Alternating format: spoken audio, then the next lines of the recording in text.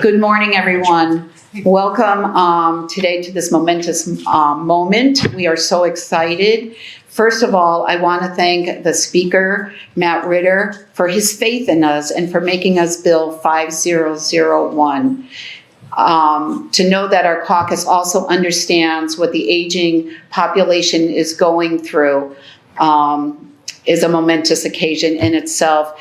And I also want him to thank him for that faith in us to know that we would get the job done, and for giving us the support of our caucus chair, Dominique Johnson, and other staff members to help us get the job done. We continue with transparency, accountability, and support in everything we do, so that our elderly can live their end of life in a respectful way. And with that, I'm going to hand it right over to the speaker, Matt Ritter.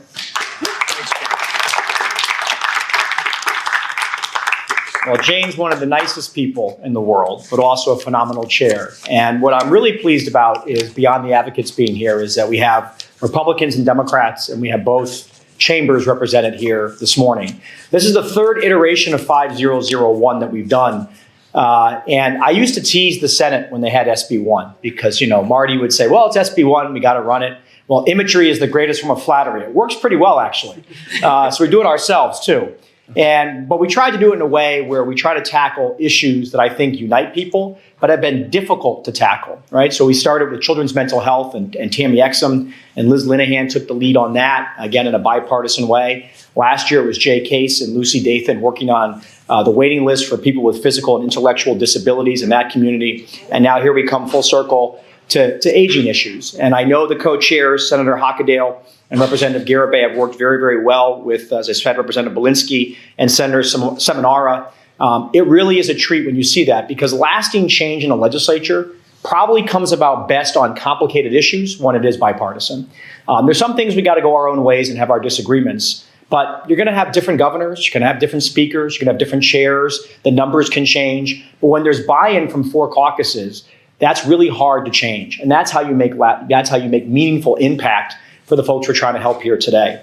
This bill, and I know others will talk about it though, it's about making sure that we improve safety, oversight, and access. It's a long bill, as one reporter noted to me. It's got a lot of sections. And the bill's not final, right? I would say to anybody out here who has concerns or questions, anyone behind me are the nicest people in the world. They're your legislators working hard. They're going to listen to you. They're going to want to work with you. But we do want to run this early. We want to make this a priority of the session. Jane would call me all summer when she'd read a story or see a news clip about something terrible that happened. Yeah, and but that's what advocacy is. That's her passion, though. She truly lives this every single day. And it really is unacceptable when you think about it in a state like Connecticut, that those situations have to happen. Those stories have to happen. And we've read the media accounts of the thing. So we can't solve every problem. I always say that there's got to be a humbleness to government. You can't solve every problem right away, but you also have to start at some point. This is a really, really good step in the right direction. I'm really proud to stand behind these legislators and offer my support for them. And with that, I will turn it over to Senator Hockadale, who is the co-chair of the Aging Committee, to hear her remarks. Thank you very much. Yeah. And then you'll be back. Thank you, and good morning, everyone. Again, I'm Senator Jan Hockadale, and I do have to say thank you to Speaker Ritter for supporting and sponsoring this bill for us. It came out of a work group over the summer. Really, really hard work, a lot of collaboration that went into it. And we held a hearing last Tuesday, and it was phenomenal, the turnout and the support for this bill. Overall support from agencies like DSS, DPH, and ADS. And, by working collaboratively, we can actually improve that oversight that the speaker spoke of to care and protect for our seniors. Thank you. COVID hit everyone, but it was most painful for our seniors. And this bill will help us. Especially, I just want to note two things. By the extension of the long-term care ombudsman program, we'll be able to assess and strengthen the staffing needs to meet the needs of those who want to age at home and to protect our older adults from fraud, exploitation, and abuse, which is just so important.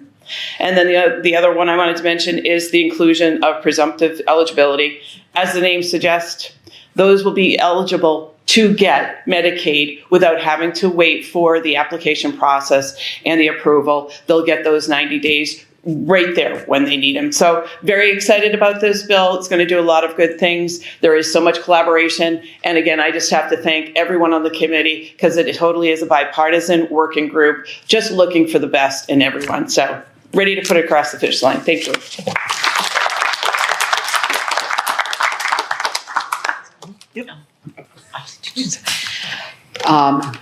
I was remiss in not thanking my co-chair, Senator Hockadell, because we really do work as a team, and everything that we do, we're both passionate, we both work hard, and we both want the best for our seniors. And now I will introduce Rep. Belinsky, who is my partner in the House, and I could not ask for a better ranking member. He understands what our mission is, what we're trying to do, and heavily promotes it and supports it. So with that, Rep. Belinsky.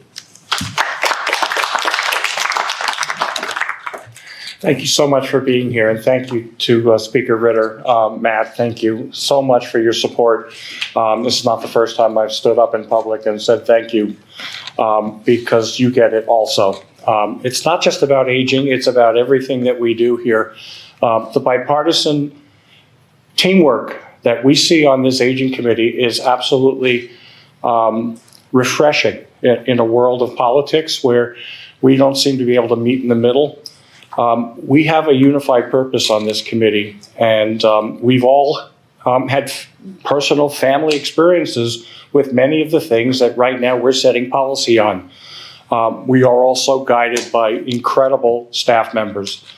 We're guided also by incredible advocates out there. Thank you so much, to our long-term ombudsman,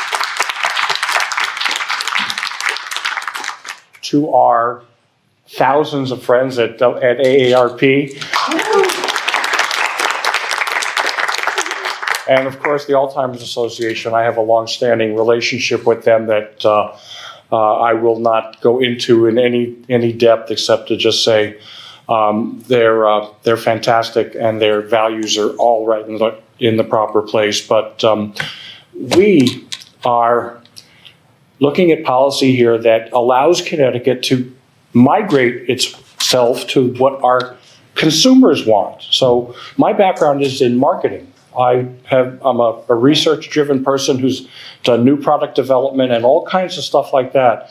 I'm accustomed as a human being to bringing divergent parties together and accomplishing things. So to be able to stand here with all of these folks is just amazing to me, because this is what our population is telling us is necessary.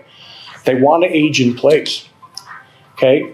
So not only is the presumptive approval for Medicaid something that's important to the bigger picture, but having it be applicable to aging in place initiatives allows the 80% of the people in our state that want to age in their homes or the homes of family with dignity and love to do that and have the advantage of getting professional support as well. And for the state, it is such an incredible continuum of care, because not only are they getting better, more loving care at home, but our investment as a state is a fraction of the institutional model which we default to for years. So with that said, I'm going to sit down because I think I'm over my 1 minute, as usual, and just say thank you to everybody for being here right now, and thank you to everybody who showed up at that public hearing and gave us great suggestions and pats on the back to keep on moving, because we will.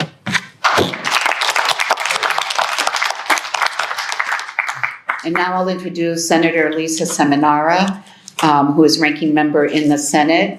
And she is also an integral part of our team and supporter.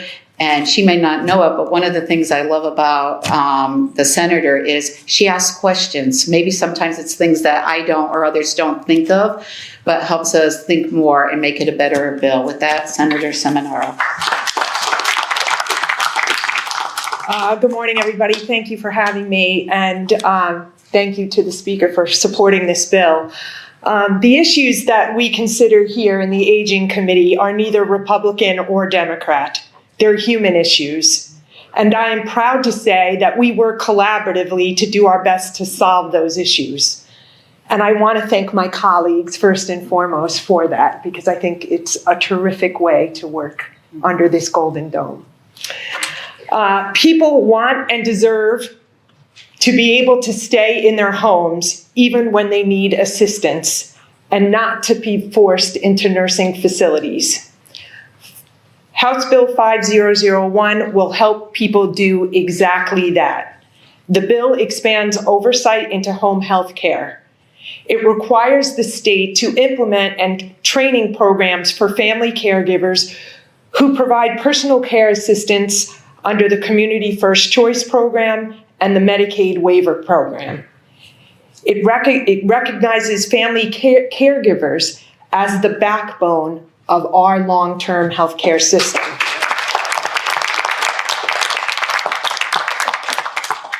Further, it makes improvements to our ombudsman program and brings additional awareness and education to the ever-growing population of those suffering from Alzheimer's. As a state, we collectively send a clear message with this bill. We are looking to protect some of the most vulnerable citizens in our state. Thank you.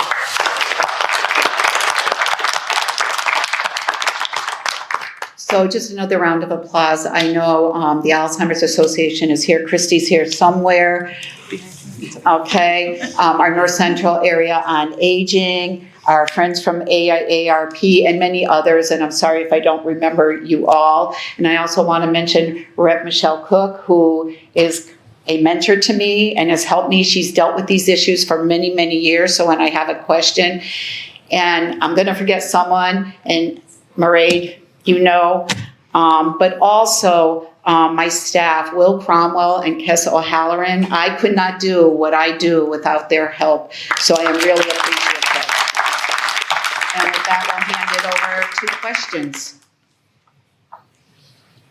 I have a question just about funding. We talked about the investment in the prior system, which is transitioning elderly adults into nursing home facilities, and the in-place care, you said, was a fraction of that investment. So what does the number look like? How much are we going down? How much cheaper? We don't know yet. As we know, Bill 5001, like all bills, is a bill in progress, and that's why our hearing was so important. And people, we are going through, and that's why when you hand in the written testimony, we're going through it. We were just talking, we all are highlighting, and it's like 50 pages, I think. So some of the things we're working out the details, and we hope to have those obviously within a week or two. Yeah, and we'll pay our debts, right? So to the extent that there's a fiscal note to this bill, we'll work it out with the governor's office and the Senate, and we'll get it done under all the constraints that we have. Yep, we'll make it a priority, right? And have you had any of those conversations yet with the governor's office? No, we have their budget. Now we got ours. We're going to do our part, and then we'll talk again in early April probably about it. Yeah. That's why he gets paid the big bucks.